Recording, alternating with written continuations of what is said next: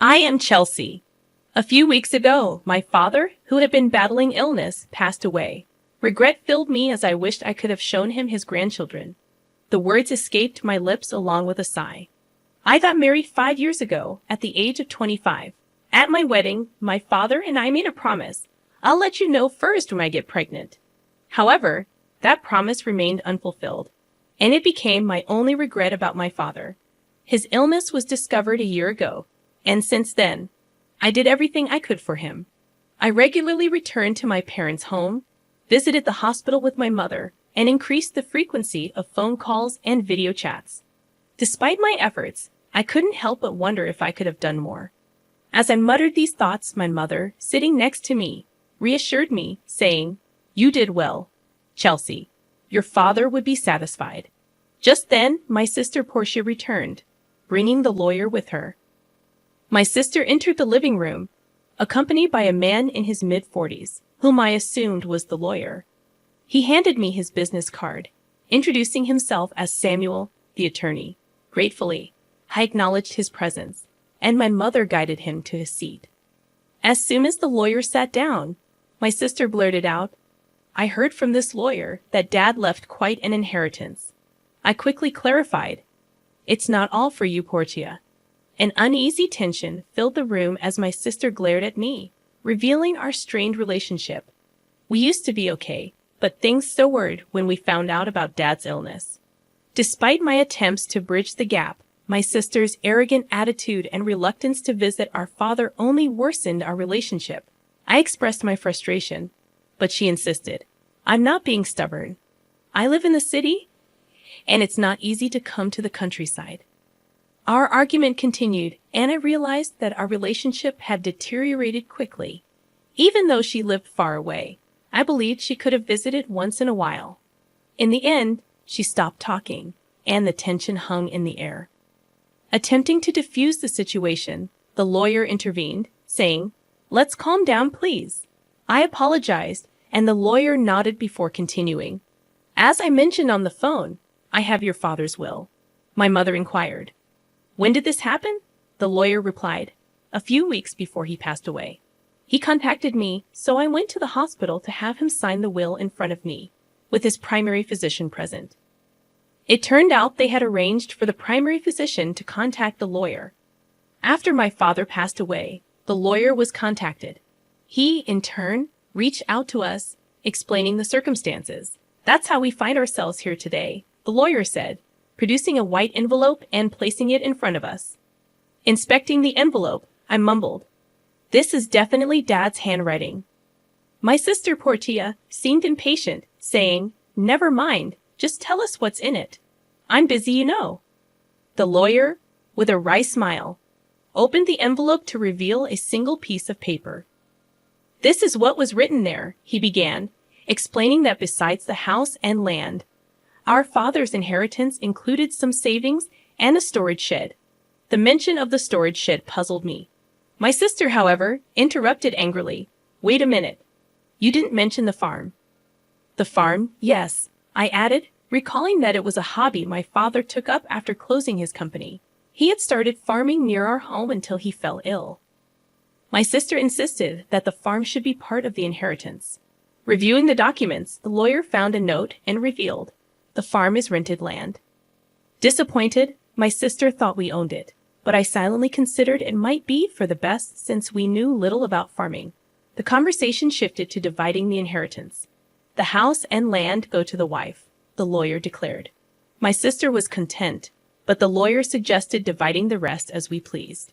My sister promptly claimed the cash from the savings, approximately $100,000. Protesting against this selfish arrangement, I objected. "Wait a minute. I'm the oldest daughter. That's irrelevant. I'll take the storage shed." My sister turned to the lawyer, asking, "What even is that?" The lawyer explained, "It's the storage shed next to the house. You'll inherit the building, the land, and its contents." My sister's eyes lit up, and she eagerly accepted. As I questioned her motives, the lawyer continued, "It's about 65 square feet, roughly the size of a small bedroom." Reacting with distaste, my sister grimaced as the lawyer placed photos of the shed on the table. The exterior looked run down, and the interior contained only basic tools. Nothing valuable. My sister declared, "I don't want it." I took the photos and painted them myself. It was all quite ordinary. Though these are sentimental items, they won't fetch much money, I thought. As I pondered, my sister spoke up, saying, "Fine, I'll take the cash. You can have that dirty shed." "Hold on, that's not fair. You agreed to the vegetable farming.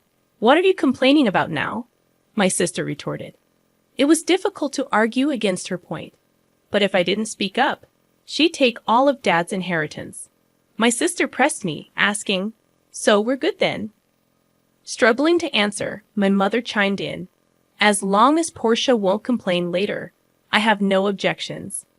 My sister grinned, and it seemed settled. However, feeling uneasy, I immediately objected, saying, "Well, I'm not satisfied." "Give it up. You're so greedy, aren't you?" my sister remarked, calling me a hassle. Frustrated, I insisted, "That's not it. You care more about Dad than money, right?" Her words left me speechless, realizing that family is more important than money. Before I could say more, my sister ended the conversation. In the end, my mother got the house and land. My sister received Dad's savings, and all that was left for me was the dirty shed. My sister signed a document promising not to complain about the inheritance division, laughing loudly. Full of complaints, I couldn't help but vent to my mother, asking, "Mom, why didn't you help me?" She replied, "I did help you. You decided with Portia." I argued, "That's not true. I made sure you got the shed." My mother assured me, "You might find something surprisingly good if you look closely." The next day, armed with the key from the lawyer, I headed to the shed near the field, a 10-minute walk from home. It was a rural road where no one else passed by. Upon reaching the field, which my father had rented for the past year, I opened the dusty shed with the key. As I looked around, there was nothing special inside, just tools for farming. Disappointed, I mumbled, "Maybe I should just take what's inside for now." However, upon closer inspection, I noticed that the shed felt smaller from the inside than it appeared from the outside. Puzzled, I walked around to the back and discovered another door. Gasping, I realized there was a space accessible only from the back. Excited, I thought this must be Dad's surprise. Remembering his love for surprises, I began tearing up. Rummaging through the shed, I found 2 keys hidden in the handle of a shovel. Trying one in the back door, it clicked open.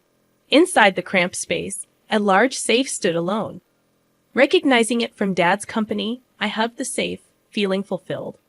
Thinking that there had to be more surprises, I inserted the second key into the safe.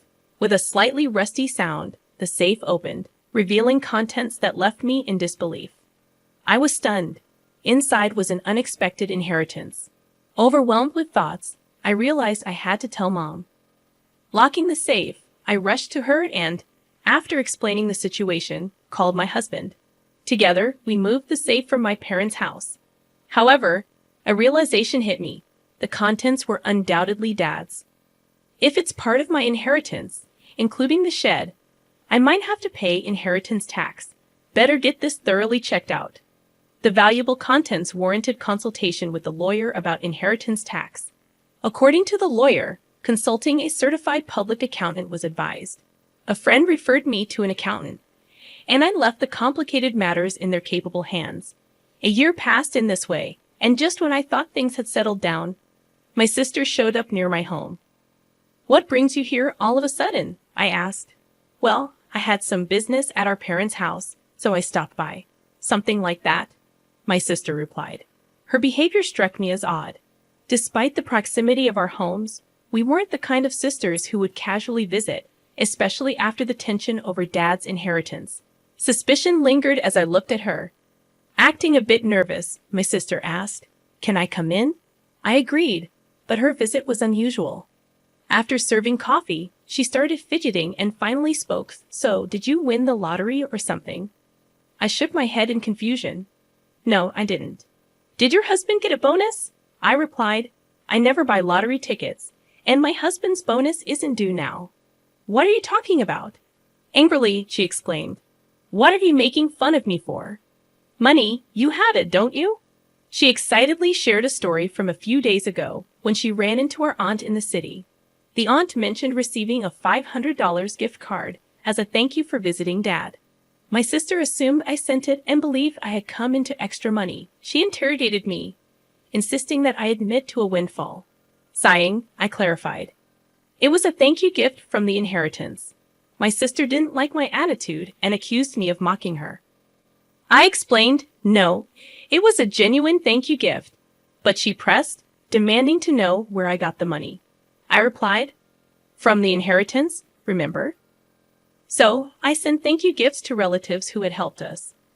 Upon hearing this, my sister frowned and remarked, all you got was that dirty shed. I nodded, confirming her statement, but then added, there was a safe inside it. That's where the real inheritance was.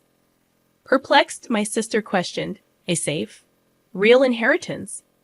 I carefully explained to her about the watches in the safe, all of them valuable and collected by our father as a hobby during his lifetime. However, I admitted not knowing their exact value. On the other hand, the remaining savings were about $100,000, which seemed small considering our father's background as a business owner who could retire early. This led me to believe he might have invested a significant amount in those watches. My mother, upon seeing the contents of the safe, had expressed concern about potential inheritance tax. Seeking guidance, I asked her, what should I do, Mom? After some thought, she advised, things like this always come out. You should declare it properly. Let's ask that lawyer we spoke to recently. I consulted the lawyer again, who explained that if you inherit valuables, the inheritance tax is determined by their value at that time. He also suggested that a certified public accountant could handle it for me. Following this advice, I left it to the accountant. The results revealed that the watches alone were worth at least $500,000. Faced with this valuation, I questioned, how should I pay the inheritance tax? The accountant suggested, how about keeping the ones you're emotionally attached to and selling the rest? Agreeing with the practicality of this approach, I sold some watches, used the money to pay the inheritance tax, and sent thank you gifts to the helpful relatives, the gift cards my sister had mentioned. By the way, I kept items like the pocket watch my father often wore, which held the most memories for me. I showed it to my sister while explaining the story, saying, this one isn't expensive, but it holds the most memories for me. However, my sister frowned upon hearing my story. What? You don't have any left? She asked. I replied, no, there are still some in the safe, which is at Mom's. It's too big for this house. It's the one Dad used at his company. My sister looked away, seeming deep in thought. Feeling uneasy, I anticipated her reaction, but she surprised me by standing up and saying, I'm leaving now that I know where the money came from, and left. Considering my sister's money-minded nature, I expected her to demand a share of the money from the watch sales. I was relieved she left without making a fuss. However, in my relief, I forgot the unease I had felt earlier, only to be reminded of it late that night, when I received a call from my mother. Chelsea, it's urgent. Come over right away, my mother exclaimed. Alarmed, my husband and I rushed to her house, noticing something strange as we approached. The area around my parents' house was lit up in red, and as we got closer, several police cars were parked outside. What's going on? I wondered, and the reason became clear, a distressing situation unfolding at my parents' house. I navigated through the crowd, calling out to my mother, what happened, Mom? According to her, it was after 9 p.m., and feeling tired, she had already gone to bed. Shortly afterward, she heard strange noises, sounds like someone searching for something coming from beyond the door. Oh, it's a burglar, my mother instantly thought.